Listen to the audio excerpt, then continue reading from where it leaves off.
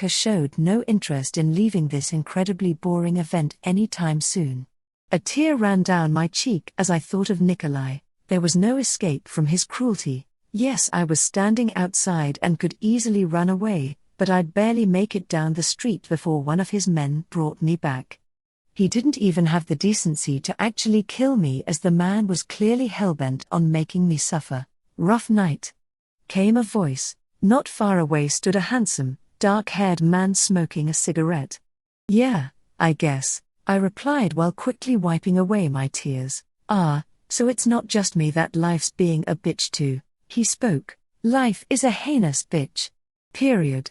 I massaged my temple as I felt the beginning of a migraine. "You're Nikolai Chekhov's Fianka, right?" he inquired in a low, calm voice that I found quite soothing. "Yes." I forced a smile. "I'm Dominic Volkov," he said. "Leader of the Volkov family, Rosalie Harrington." I couldn't help but blush at the way he looked at me. His gaze wasn't harsh and predatory like Nikolai's, but gentle, as if I was an old friend that he greatly missed. "It's nice to meet someone who is just as miserable at these events as I am," he chuckled. "This is the first one I've been to and it sucks." I pouted. "Indeed," he agreed, "but I hope you'll be at the next one. It's refreshing to see a friendly face around here." "I don't think I'll have much choice but to come," was my response, "but perhaps it won't be so bad if I actually know someone." "Rosalie." I felt the heat of his glare before I heard his powerful voice. Nikolai looked absolutely livid as he stormed towards me. "Hi Nikolai." A hint of fear slipped into my tone as he clamped a hand around my upper arm and possessively pulled me to his side. "Volkov." He coldly regarded the man I'd been speaking with. "Chekhov." Dominic clearly did not like Nikolai and shot him a glare while slowly exhaling a puff of smoke. "I see you've made a friend." Nikolai's blue eyes bore into mine and his accent grew even thicker than usual. I was unsure of what to say. "See you around, Rosalie," spoke Dominic before slowly walking away. "You and I will speak when we get home." Nikolai's voice was dangerously soft. "Now come, we're leaving." 9:10. Nikolai didn't speak a word during the entire drive home, and his sinister silence remained as we arrived back at the estate. I didn't bother to say anything as he clamped a hand around my wrist and quickly led me to his office. The man was absolutely livid and I had no idea how to get myself out of trouble this time. He'd given me clear instructions not to speak to anyone, and then he'd caught me alone with a man that he clearly disliked. It was barely a conversation that Dominic and I had, but still, to someone like Nikolai, just being near him was the height of disobedience. Once we were inside the office, he locked the door, pulled out a chair at his desk and gestured at me to sit. I obeyed without a word and he took a seat in a chair across from me. Nikolai surveyed me coldly for a few minutes before speaking, his furious blue eyes never once leaving me. "Rosalie." His voice was soft. "Do you have any idea who the man you were taking to is?" He told me he's the leader of the Volkov family or something," I replied. "But look, before you get mad, we barely even spoke. I just went outside for some air and he happened to be there. I told you not to speak to anyone and you went and got friendly with another man." He practically growled. "Volkov is no friend of mine, and for you, my Fianka, to even be acquainted with him disgusts me. To say that we shared 20 words would be a lot," I protested. "It was nothing, I promise. I don't give a fuck," he replied. "Even if you shared 2 words, you have still disobeyed me." "What was I supposed to do?" I questioned. "He was just being friendly. People do that sometimes, not that you'd know. You should have left the moment that you saw you weren't alone," he answered. "Dominic Volkov is a dangerous man. His family is one of the most powerful in the Russian mafia and has been trying to take my place as king for years. He has forgotten that there is a reason why I hold such a title and why my family is at the very top. But why was he so nice if you're enemies?" I frowned. To steal the wife of another leader is a great insult, so I assume that is what he was trying to do. Nikolai glowered. "Or perhaps he was making you think that he's kind in order to gain your trust so that he can harm or kill you. How am I supposed to protect you if you can't even use your common sense and stay away from danger, Kroshka?" Little one, I thought that everyone there was allied with you, I said. You mentioned that you don't like most of them, but why would a whole lot of rival crime families come together for a boring party? That gala takes place 4 times a year and it is an occasion where a white flag is raised.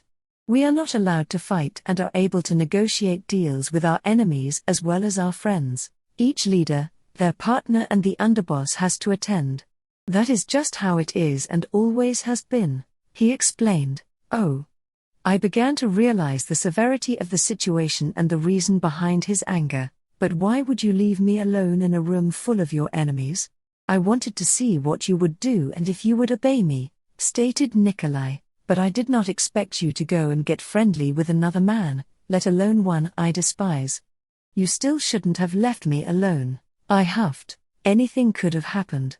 Like I said, I wanted to see if you could use your common sense to protect yourself. I was wrong, he replied.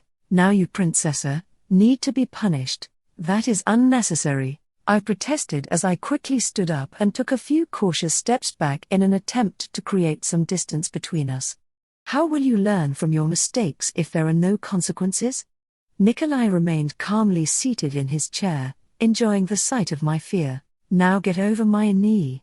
No, I said stubbornly, I'm not a child. I thought punishment meant some cruel form of torture. Not something as simple yet degrading and humiliating as this. You'll do as you're told. I could tell that his patience was wearing thin. You can't make me, I hissed. Before I knew it, Nikolai was on his feet and had me cornered. The man was absolutely massive and I couldn't find a single way to get past him. You are going to obey me and take your punishment like a big girl, he ordered as his hand came to rest on my thigh, inching its way up my dress. Immediately I grew flustered and started wriggling away from his touch because I didn't want him to see just how much I actually wanted it. You like that, don't you? He smirked before lightly pinching the skin of my inner thigh. No. I yelped. My breathing hitched when his fingers ran over my core, our skin separated by only my thin underwear. Oh, you do, he chuckled, the sound booming around the silent room. But this is not the time to reward you. You don't deserve pleasure right now, only pain.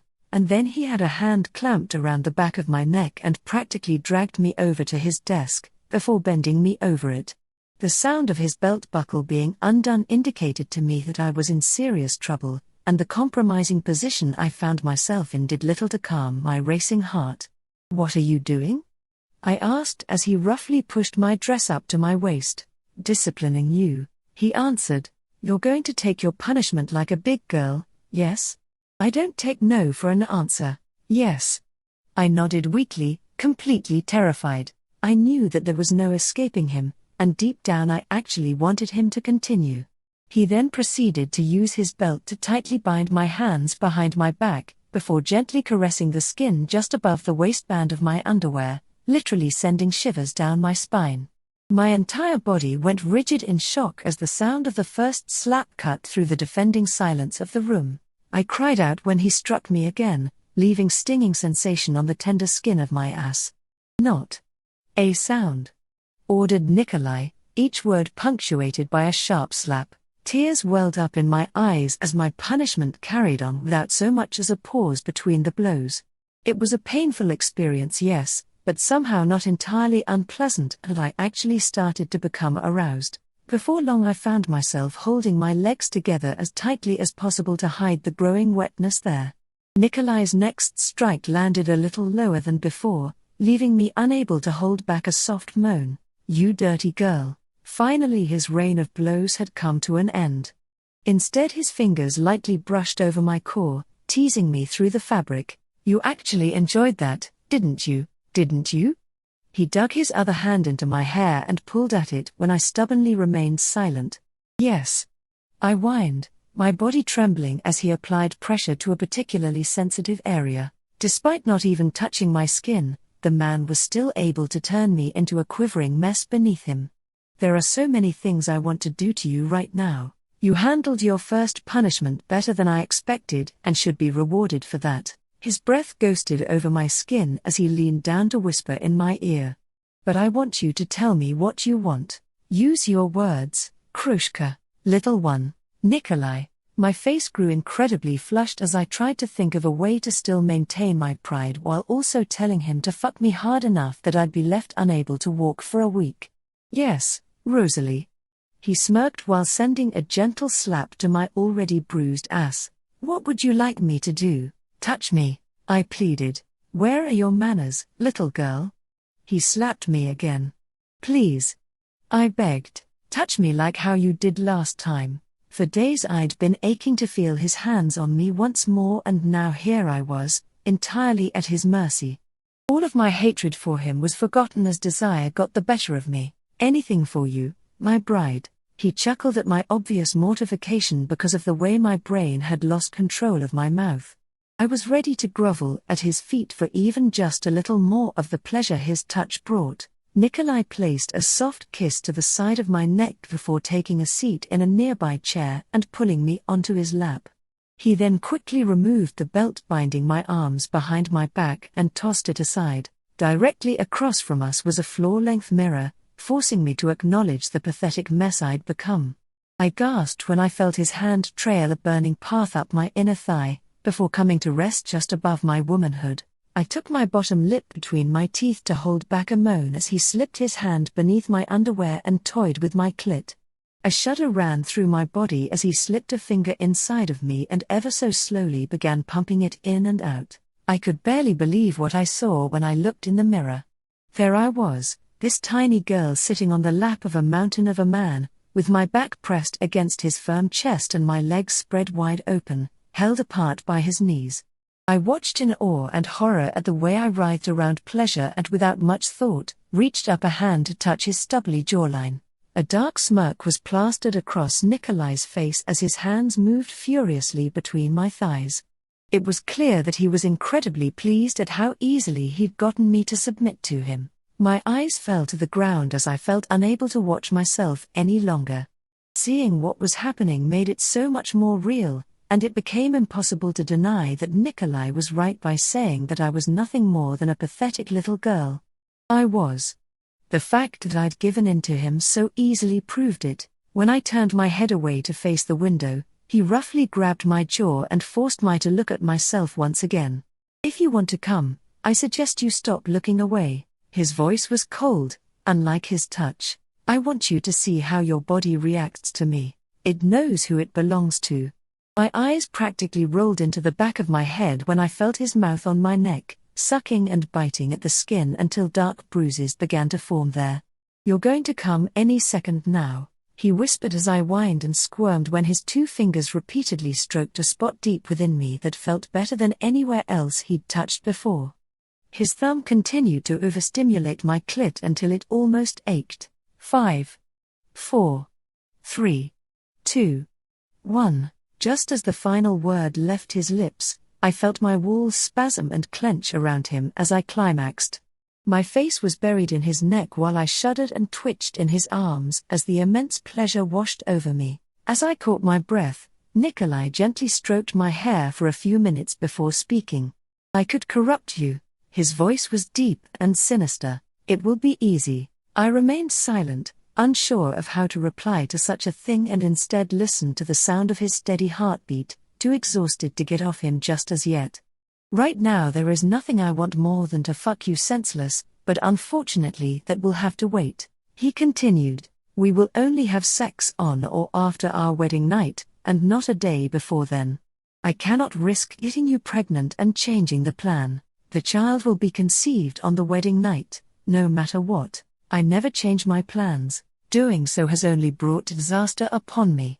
I desperately wanted to find out the reason behind his bizarre obsession with planning out his every move, but now was definitely not the time to ask questions, and besides, I seemed to have temporarily lost my voice.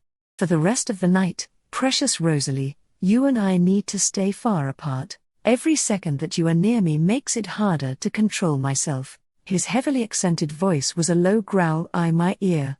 But I'm